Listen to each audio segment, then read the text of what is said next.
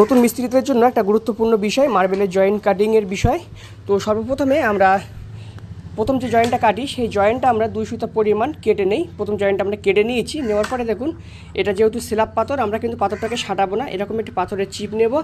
তবে এই চিপটা এই যে গ্যাপ আছে, গ্যাপ থেকে যেন একটু বড় হয়, আর একটা চিপ থেকে দুটো টুকরো করতে হবে।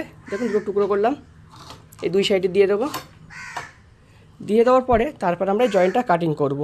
কাটিং করে এই পাথরটা একবার সাঁটিয়ে দেবো, সাঁটিয়ে দিয়ে আরেকবার মেশিন চালালে আমাদের জয়েন্টটা খুব সুন্দরভাবে কাটিং হবে। একটা জয়েন্ট মিনিমাম 3 বার কাটিং করলে খুব সুন্দর জয়েন্ট হয়।